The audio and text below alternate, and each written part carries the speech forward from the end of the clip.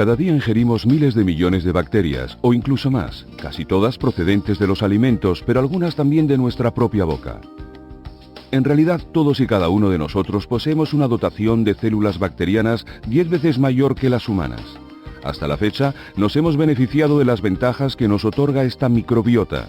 Cada vez más personas toman probióticos, es decir, bacterias que proporcionan beneficios específicos para la salud si se ingieren en cantidades adecuadas.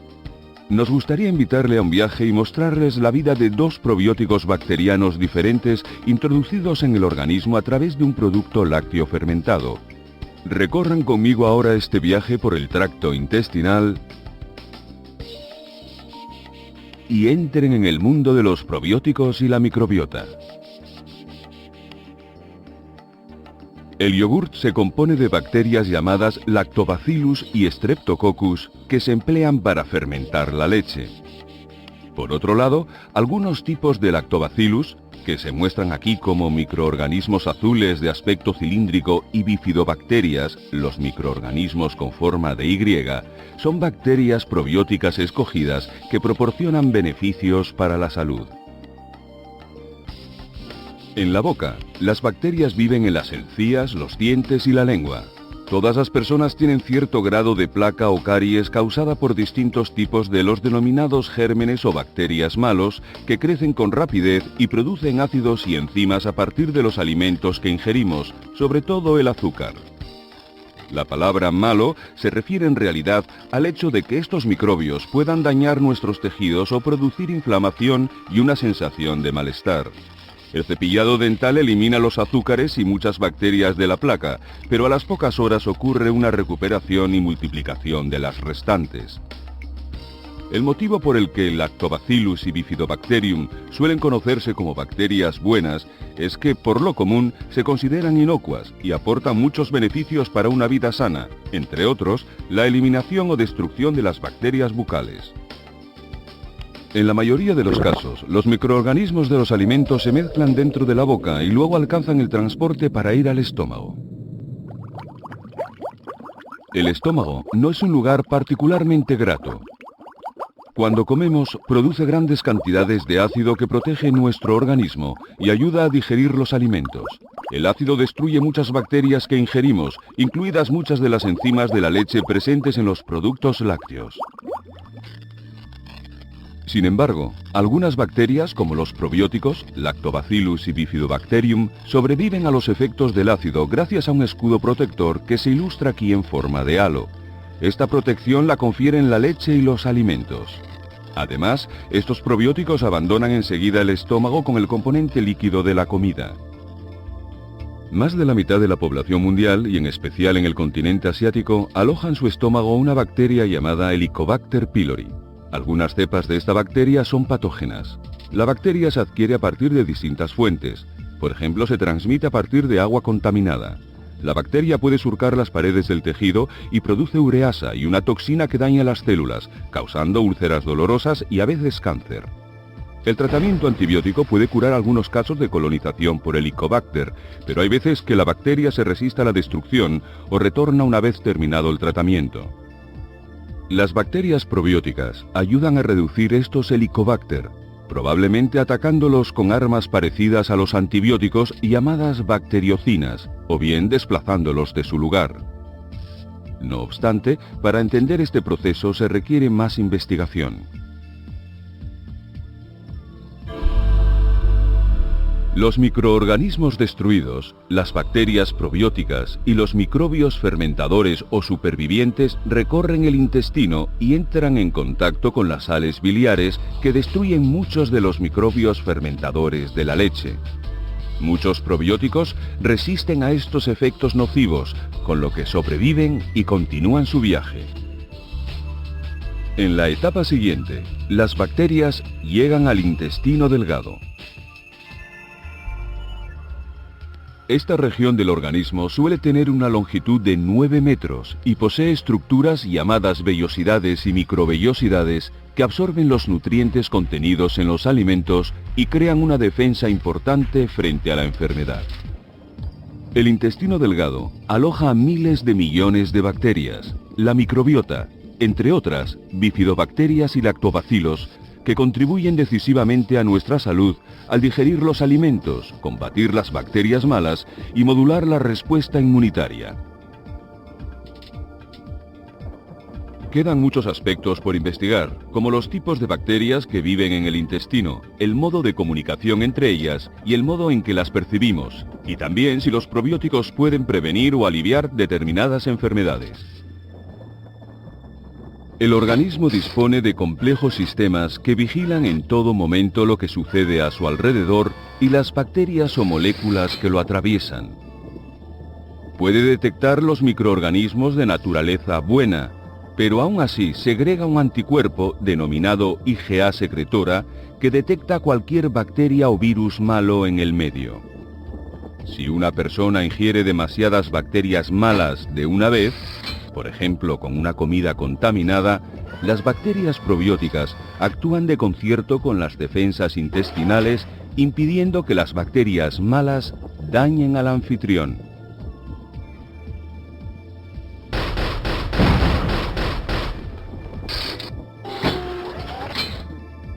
Además de la IgA secretora, el organismo posee enzimas como la lisozima, proteínas diminutas y células asesinas que detienen las bacterias nocivas.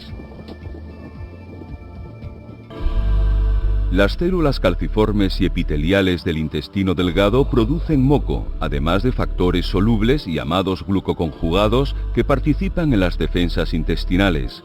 En esta ilustración, el intestino se encuentra, sin embargo, inflamado. El proceso de inflamación y el modo en que es combatido por las bacterias probióticas no está totalmente aclarado, pero trataremos de explicar algunas partes del mismo con dos diagramas diferentes. En este diagrama se muestra una sección transversal del epitelio de la mucosa y algunas células M que se encuentran por primera vez con bacterias y virus y deben decidir si se trata de microbios buenos o malos. Las células M transportan las bacterias hasta las líneas defensivas del anfitrión, entre otras las células dendríticas, los macrófagos, los linfocitos T y B y las células plasmáticas.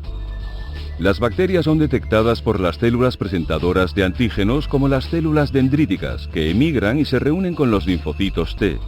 Estos maduran después produciendo una respuesta Th1, liberación de citocinas inflamatorias, y L8 o Th2, reacción alérgica, o acaban transformándose en linfocitos T reguladores, mantenimiento de la homeostasis.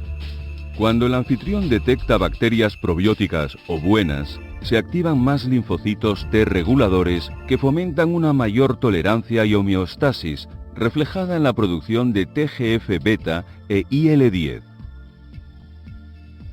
Muchas bacterias viven en las microvellosidades y algunas descienden hasta el abismo para encontrarse cara a cara con las células de Paneth. Unas células epiteliales que disponen de gránulos que contienen grandes cantidades de sustancias antimicrobianas naturales como las denominadas defensinas alfa y lisozima. Cuando las células de Paneth se encuentran con las bacterias malas o las sustancias tóxicas producidas por estas, emiten un geyser que contiene estos gránulos. El problema para el anfitrión surge cuando una serie de bacterias malas se adhiere a la superficie del intestino formando una película biológica, es decir, varias capas de gérmenes. Las bacterias intentan excavar un orificio en la pared, con lo que el anfitrión se expone al riesgo de una infección más grave. Se ha demostrado, en diversos estudios, que algunas bacterias probióticas pueden modificar este proceso al restablecer o mantener una barrera intestinal hermética e impedir que las bacterias malas invadan al anfitrión. Las bacterias probióticas se pueden multiplicar durante su tránsito por el intestino. Algunas se quedan rezagadas durante unos días, pero la mayoría continúa su viaje junto con los alimentos que prosiguen su digestión. Durante este proceso, el anfitrión obtiene sustancias provechosas como ácidos grasos de cadena corta y también desechos de los que necesita desprenderse. Cual multitud emparedada, el intestino grueso está cubierto por más de 500 especies o tipos diferentes de bacterias. Los gases son producidos por la fermentación del alimento. Las personas liberan varios litros de gas al día. Los gases pueden ser inodoros o muy malolientes, en función del alimento y de las bacterias activadas. El intestino grueso, o colon como suele llamarse, contiene muy poco oxígeno, por lo que la mayoría de las bacterias que aquí viven son anaerobias.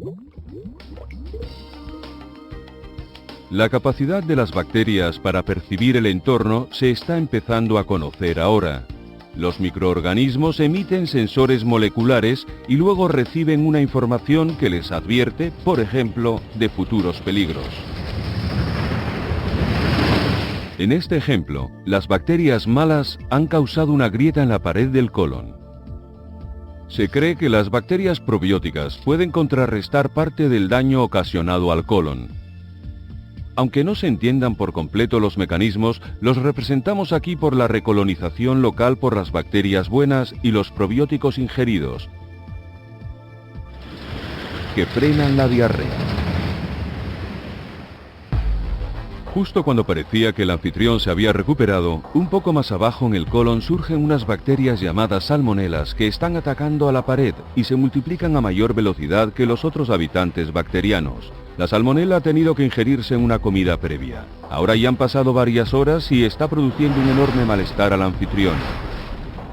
Los antibióticos se utilizan en algunos casos de intoxicación alimentaria para destruir las bacterias ofensivas malas. Estos compuestos poseen eficacia contra la salmonela, pero no contra los virus. Los antibióticos acuden, en su mayoría, como bombarderos sigilosos desde el torrente sanguíneo, pero algunos provienen también del túnel intestinal. Los antibióticos están diseñados para atacar la pared de la célula bacteriana o sus componentes internos, pero muy pocos diferencian entre los tipos de bacterias. Por eso, en la práctica, arrasan todo el terreno y destruyen las bacterias, tanto buenas como malas. Los antibióticos no destruyen algunas bacterias probióticas que poseen una resistencia intrínseca incluida en su ADN cromosómico. Como se ha demostrado en estudios en seres humanos, las bacterias probióticas contribuyen a reducir el periodo de diarrea. Con ello, el desecho se solidifica de nuevo y se normaliza el hábito intestinal. Todo viaje llega a su fin. Algunos probióticos permanecen en la piel externa del ano desde donde se desplazan, en el caso de las mujeres hasta el tracto vaginal situado tan solo a 4 centímetros de distancia. Pero en la mayoría de los casos dicen adiós al intestino. Y vaya, a donde usted sabe.